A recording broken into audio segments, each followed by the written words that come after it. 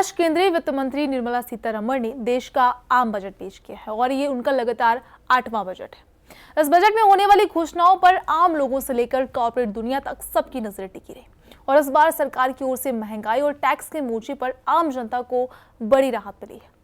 बता दें कि संसद में बजट पेश होने से पहले कैबिनेट की बैठक हुई जिसमें पीएम मोदी ने कहा कि ये आम आदमी का बजट होगा और ये गरीब किसानों की आकांक्षाओं का बजट होगा।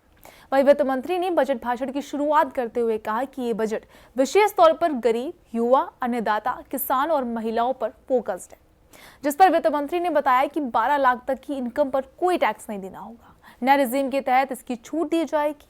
वहीं मोदी सरकार की ओर से पेश किए गए बजट पर राजनीतिक दलों के मिले जुले रिएक्शन आ रहे। जी हाँ, केंद्रीय बजट पर राजनीतिक दलों ने अलग अलग राय जाहिर की है। एक तरफ भाजपा के नेताओं ने जहां बजट की सराहना की, वहीं विपक्ष ने निराशा जाहिर की है। तो आज के इस वीडियो में हम बात करेंगे कि किन राजनीतिक दलों ने बजट पर अपना सपोर्ट दिखाया है और किसने इस पर सीधा पलटवार किया है। नमस्कार, मैं हूं आपके साथ सुप्रिया सिंह और आप देख रहे हैं न्यूज स्ट्राइक। तो चलिए सबसे पहले बात करते हैं सपा मुखिया और पूर्व मुख्यमंत्री अखिलेश यादव की, जिन्होंने सरकार पर महाकुंभ को लेकर ही हमला कर दिया। उन्होंने कहा कि हमारे लिए आज बजट के आंकड़ों से ज्यादा जान गंवाने वाले यानी कि महाकुंभ भगदड़ के आंकड़े महत्वपूर्ण है। जो सरकार जान गंवाने वालों, लापता लोगों के आंकड़े नहीं दे सकी, जो सरकार को ये बताने में 17 घंटे से ज्यादा लग गए कि भगदड़ मची और लोगों की जान चली गई, जिनके पास ये सपना नहीं है, विजन नहीं है कि महाकुंभ के लिए कितना इंफ्रास्ट्रक्चर होना चाहिए। जब 40 करोड़ लोगों के लिए व्यवस्था करनी थी तो आपने क्या व्यवस्था की? अखिलेश ने कहा कि यह सरकार झूठी है। जो सरकार महाकुंभ का आयोजन नहीं कर सकती, आज के बजट में उसका हर आंकड़ा झूठा है। वहीं पूर्व मुख्यमंत्री और बसपा सुप्रीमो मायावती ने एक्स पर पोस्ट करते हुए लिखा कि अगर सरकार का बजट इतना देश हित में है तो आखिर लोगों के जीवन में लगातार तंगहाली और बदहाली क्यों है। बसपा सुप्रीमो ने कहा कि देश में महंगाई, गरीबी, बेरोजगारी की जबरदस्त मार के साथ ही सड़क, पानी, शिक्षा, सुख शांति के लिए जरूरी बुनियादी सुविधाओं के अभाव के कारण लगभग 140 करोड़ की भारी जनसंख्या वाले भारत में लोगों का जीवन काफी त्रस्त है, जिनका केंद्रीय बजट के माध्यम से भी निवारण होना जरूरी है। लेकिन भारत सरकार का बजट भी कांग्रेस की तरह राजनीतिक स्वार्थ का अधिक व जन एवं देश हित का कम लगता है। विकसित भारत का सपना बहुजनों के हित का भी होना चाहिए। वहीं आम आदमी पार्टी के राष्ट्रीय संयोजक और दिल्ली के पूर्व मुख्यमंत्री अरविंद केजरीवाल ने बजट 2025 पर रिएक्शन देते हुए लिखा कि देश के खजाने का एक बड़ा हिस्सा चंद अमीर अरबपतियों के कर्जे माफ करने में चला जाता है। मैंने मांग की थी कि बजट में ऐलान किया जाए कि आगे से किसी अरबपति के कर्ज माफ नहीं किए जाएंगे। इससे बचने वाले पैसे से मिडिल क्लास के होम लोन और व्हीकल लोन में छूट दी जाए, किसानों के कर्जे माफ किए जाए, इनकम टैक्स और जीएसटी की टैक्स दरें आधी की जाए। मुझे दुख है कि ये नहीं किया गया। वहीं अगर हम कांग्रेस पार्टी की बात कर ले तो कांग्रेस का कहना है कि किसी चतुर बनिया ने बजट बनाया। जी हाँ, सही सुन रहे हैं आप। दरअसल केंद्र सरकार की ओर से पेश हुए बजट 2025 को लेकर कांग्रेस ने केंद्र की भाजपा सरकार को घेरते हुए कहा कि बजट 2025 को देखकर लगता है कि किसी चतुर बनिया ने बनाया। कांग्रेस के प्रदेश प्रवक्ता अंशु अवस्थी ने कहा कि बजट में जिनकी आय 12 लाख, 18 लाख, 25 लाख तक है, उनको छूट दी गई है। छूट भी उन्हें जो आसानी से टैक्स दे सकते हैं।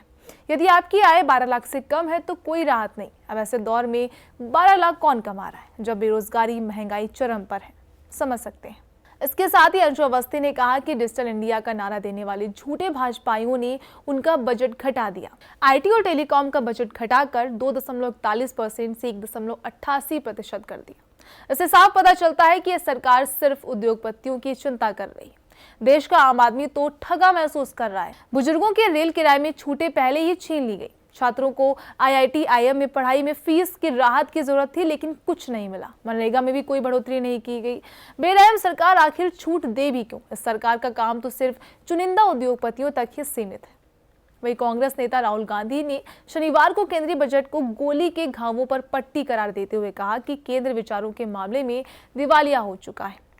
पीटीआई अनुसार उन्होंने कहा कि आर्थिक संकट को हल करने के लिए बदलाव भी जरूरी है। वैश्विक अनिश्चितता के बीच हमारे आर्थिक संकट को हल करने के बदलाव की जरूरत है। गांधी ने एक्स पर पोस्ट में लिखा कि कांग्रेस ने पहले केंद्रीय बजट की आलोचना की है। वहीं शिरोमणि अकाली दल की सांसद हरसिमरत कौर बादल ने कहा कि राज्यों के नाम देखिए, बिहार जहां चुनाव होने वाले, इसलिए सिर्फ बिहार बिहार बिहार। पंजाब का कोई जिक्र नहीं था। एमएसपी के लिए कानूनी गारंटी की मांग को लेकर किसान पिछले 4 साल से विरोध में बैठे हैं। उन्होंने किसानों के लिए क्या घोषणा की? ये किसान विरोधी बजट था। जो किसान अपने अधिकारों के लिए लड़ रहे हैं उनकी बात नहीं सुनी गई और ये काफी दुखद है।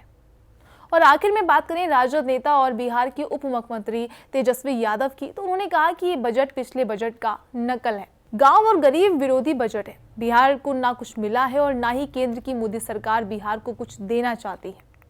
बजट के बहाने तेजस्वी ने एक बार फिर विशेष पैकेज का मुद्दा उठा दिया। उन्होंने सवाल किया कि बिहार के स्पेशल पैकेज का पैसा कहां गया। तेजस्वी ने कहा कि चंद्रबाबू नायडू 2 लाख करोड़ का पैकेज लेकर चले गए और बिहार को नीतीश कुमार कुछ नहीं दिला पाए। नीतीश अचेत अवस्था में। तो कुल मिलाकर अगर सिंपल वर्ड्स में कहें तो सिर्फ कुछ चुनिंदा लोगों को छोड़कर जितने भी अपोजिट पार्टीज हैं, सबने ही अपनी अपनी मांगों को रखकर सरकार के बजट पर कई सारे निशाने साधी। हालांकि ऐसा नहीं कि सबका रिएक्शन नेगेटिव ही था। जहां कई लोग बजट को लेकर निराशा जता रहे हैं, तो वहीं केंद्रीय स्वास्थ्य मंत्री जेपी नड्डा, गृह मंत्री अमित शाह, पीयूष गोयल, अमित शाह जैसे कई बड़े चेहरों ने बजट को लेकर काफी ज्यादा तारीफों के पुल भी बांधे।